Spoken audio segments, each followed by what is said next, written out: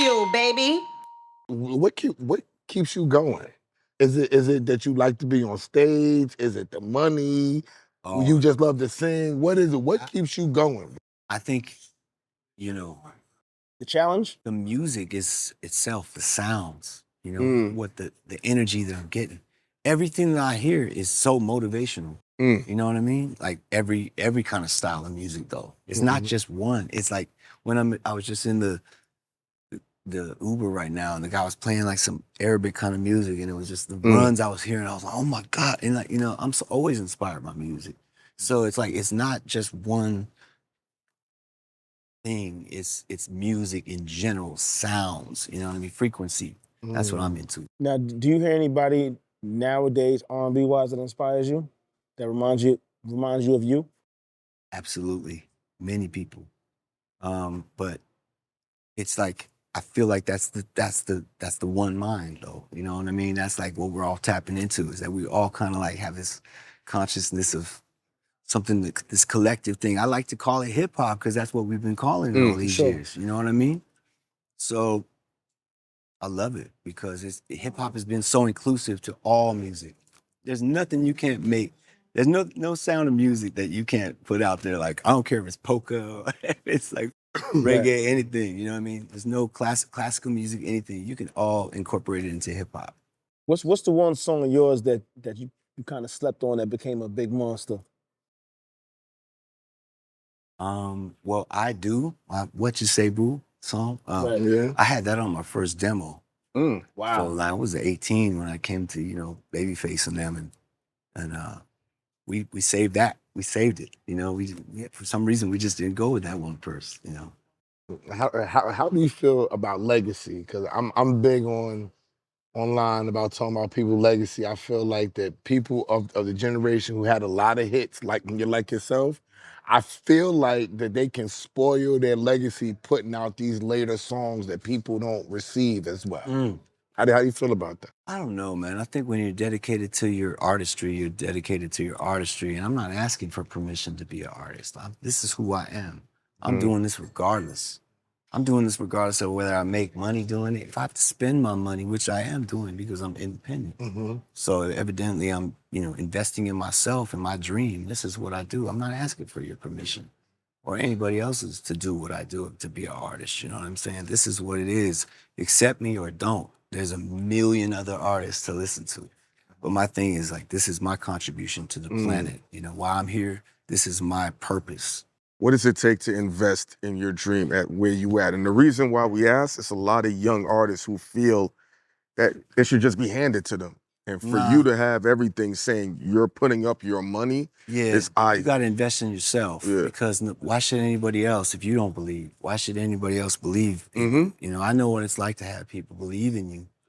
And at the same time, after they believe in you, for whatever reason, you know, pull back. You know what I'm saying? And so when that happens, you have to believe in yourself.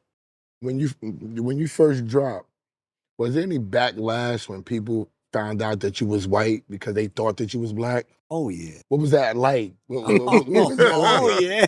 What was that like? Necessary. You know Interesting. what I mean? Necessary. It's like growing pain. Because we're all one man. Sure. And it's going to be a growing pain for everybody, essentially, because if you haven't learned to accept that, then you're going to learn now, because I'm 50 now as a man. I'm 30 years in the game, and I'm not changed. I'm here, you know what I mean? I'm raising my daughters, 18 and 11, 18 years of marriage with my wife. I'm still a solid dude doing what I say I'm about, you know?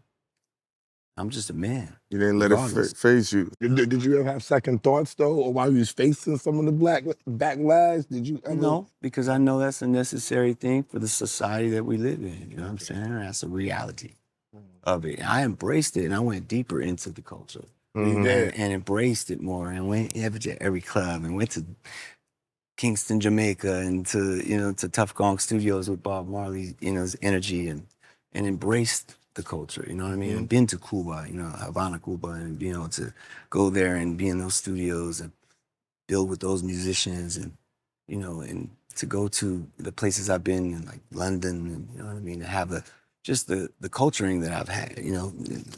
Yeah. I'm sure at some point it might help you though too. Like on the other end, you know what I'm saying? Hell Like, yeah, man. you know what I mean? White privilege. Fuck it. Well, I mean, whatever that I think that, yeah. I mean, It be like that. It is what it is. It's it's reality. a factor of reality, right? Sure. But I grew up with, you know, parents that raised me in music like as if it was athletics. Like if you were an athletic family and you took it that serious, like everyone's gonna be a baller in this family, whatever it is, whatever, you know. My family was, my dad's a professor of music, taught, you know, college for 35 years, you know what I mean? Conducted opera, you know what I mean? And I grew up waking up in operas when I was 3 years old, like, whoa, you know, like, That's crazy. well, you know what I mean? In the middle of an opera, you know? So it was a different kind of upbringing. You know, my mother's a concert pianist and taught piano to kids for like 35 Did that transfer years. over to your daughters? You know what? It's the musicality is inevitable for them because they just get it. I mean, they sing and they do all, but I don't put the pressure on them to follow in daddy's footsteps because that's just something I just don't want to do for them. What instruments you play? I'm drums and I'm keys, my main thing. Okay. You ever had a harmonizing set? Because I'm hearing you sing. Like, you ever been with other R&B talents and y'all just going at it? Not like battling. Like, who was some of the names? Yeah.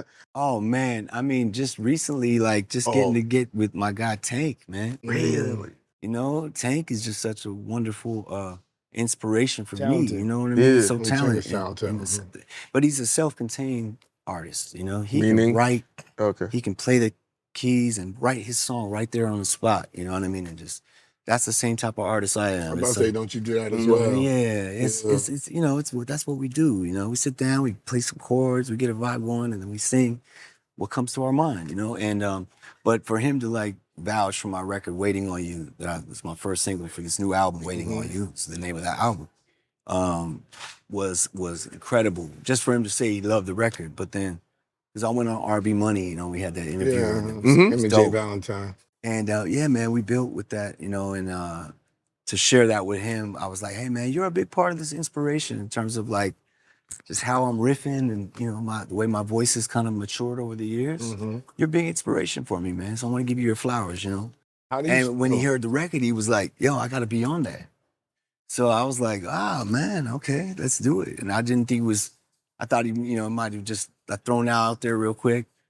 But he came through the studio and man, not only did he sing on it, he played the keys, played bass on there, Laced it up. strings. It's fire. It's dope, man.